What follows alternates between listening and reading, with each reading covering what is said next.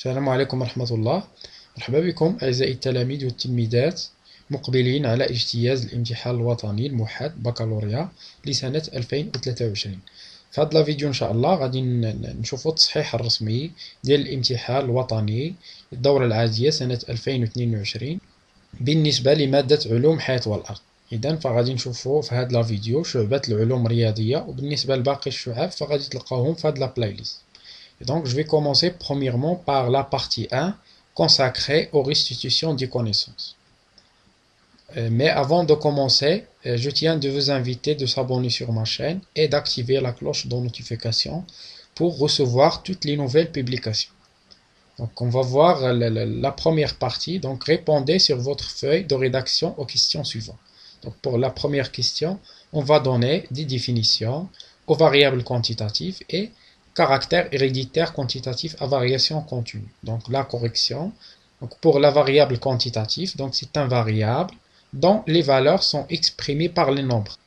Par contre, aux variables qualitatives, par exemple, si on prit l'exemple de la qualité de l'eau, on ne peut pas s'exprimer par les nombres, mais par les degrés ou bien par les grades. Par exemple, un eau de bonne qualité, ou bien un eau de qualité moyenne, ou bien un eau de mauvaise qualité. Pour l'autre définition, caractère héréditaire quantitatif à variation continue, c'est un caractère mesurable et qui accepte des nombres illimités à l'intérieur toujours du domaine de variation. Pour la deuxième question, on va citer le rôle des paramètres d'opposition et de l'intervalle de confiance. Donc le rôle de paramètres d'opposition, donc ce sont des paramètres qui permettent le positionnement des valeurs moyennes de la variable autour duquel se répartissent les autres valeurs.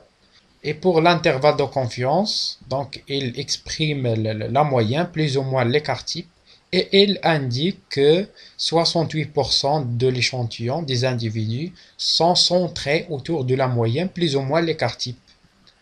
Pour la deuxième question, pour chacune des données numérotées de 1 à 4, il y a une seule suggestion correcte.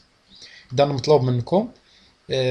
recopier sur votre feuille de rédaction les couples ci-dessous et adresser à chaque numéro la lettre qui correspond à la suggestion correcte. Donc on va voir la première question. Dans l'étude quantitative de la variation continue, l'histogramme de fréquence, donc c'est un diagramme en barre, est représenté par des rectangles disposés. Donc premièrement, est-ce que ces rectangles ils sont disposés côté à côté ou bien les unes sur les autres? Donc toujours les rectangles d'un histogramme sont disposés côté à côté. Donc on va éliminer la suggestion C et D. La suggestion A et B. Donc pour A, côté à côté de même largeur et dont les hauteurs sont proportionnelles aux fréquences des classes ou bien de même hauteur et dont les largeurs sont proportionnelles aux fréquences des classes. Donc, comme vous voyez ici, la suggestion exacte il y a A. C'est que ces rectangles sont disposés toujours côté à côté et de même largeur. Donc, ils ont la même largeur et dont les hauteurs sont proportionnelles aux fréquences des classes. Pour la deuxième question, donc plus l'écart type est faible, plus est-ce que les valeurs de la distribution sont proches les unes des autres, ou bien les valeurs de la distribution sont éloignées les unes des autres, ou bien la dispersion est grande, ou bien la distribution est hétérogène. La suggestion exacte toujours il y a A. Supposons que la question il se forme par exemple plus l'écart type est grand, ou bien est important, plus, donc on va avoir trois suggestions qui sont correctes. Puisque plus l'écart type il est grand, plus les valeurs de la distribution sont éloignées les unes des autres, et plus la dispersion est grande, et donc la distribution sera hétérogène. Et ce n'est pas le cas ici, puisque lorsqu'on aura un écart type qui est faible, donc cela signifie que la dispersion elle est faible, et la distribution elle est homogène. Pour la question 3, dans l'étude quantitative de la variation, le mode représente la distribution des valeurs d'une variable continue d'un caractère héréditaire autour d'une moyenne arithmétique, ou bien pour B, la valeur de la variable qui correspond à la plus grande fréquence dans la distribution d'un caractère héréditaire, ou bien la valeur de la fréquence qui correspond à la plus grande valeur de la variable dans la distribution d'un caractère héréditaire, ou bien le résultat de la division de la somme des valeurs d'une variable sur le nombre des individus d'un échantillon d'une population. Donc, la suggestion exacte c'est que dans l'étude quantitative de la variation, leur mode, il représente la valeur de la variable qui correspond aux plus grandes fréquences dans la distribution d'un caractère héréditaire.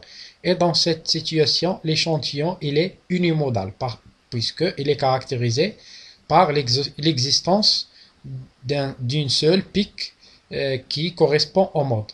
Parce que parfois, on peut trouver des échantillons qui sont caractérisés par l'existence de deux modes, et dans cette situation, on dit que l'échantillon il est bimodal.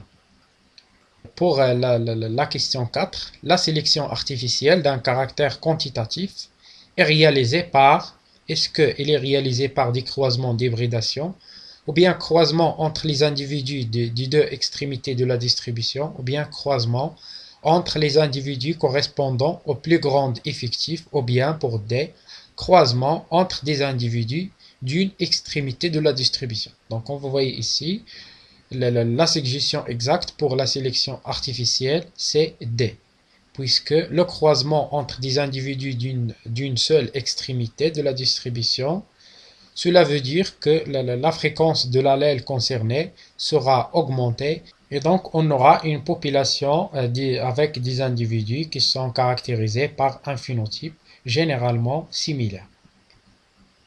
On va voir maintenant la correction officielle. Donc voilà, vous devrez écrire dans votre feuille de rédaction la correction comme ceci. Donc les suggestions correctes sont pour 1 c'est A, pour 2 c'est A, pour 3 c'est B et pour 4 c'est D.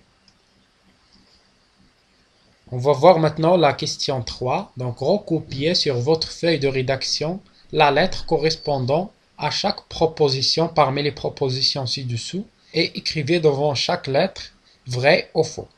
Donc pour la première expression, la variation continue est une variation où les variables prennent les valeurs en nombre entier naturel. Donc comme vous voyez ici, donc cette expression c'est une expression fausse.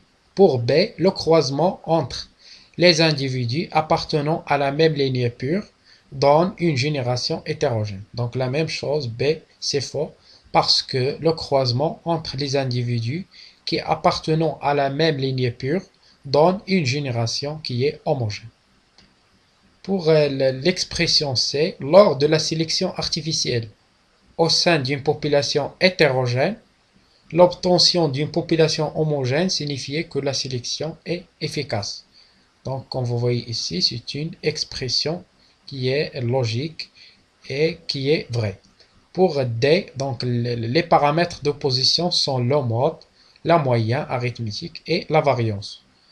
Donc, les paramètres d'opposition sont le mode, la moyenne arithmétique, mais la variance, non. Donc, c'est un paramètre de dispersion.